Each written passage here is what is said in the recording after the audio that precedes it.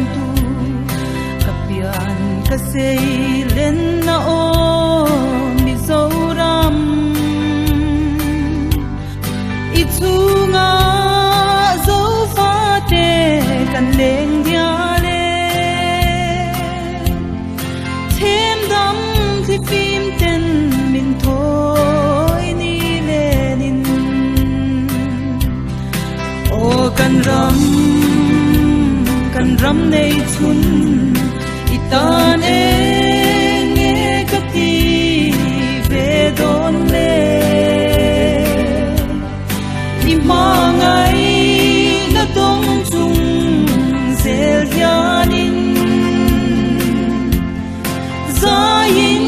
ka oi zel nan che dam reng ro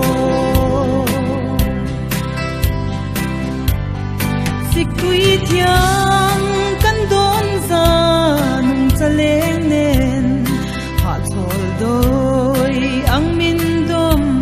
kan him tlang e dam ten luang del del se kan ram moyan don toi nun rong len i chang big long o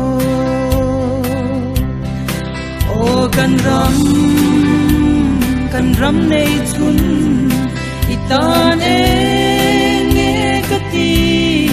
ve don le i mangai na tong chung zel yanin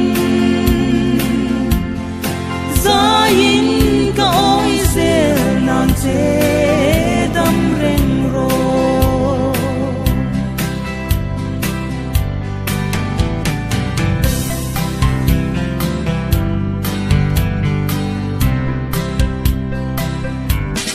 ram ngo le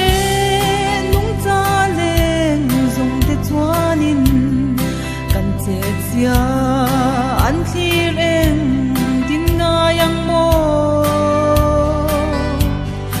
thil siam o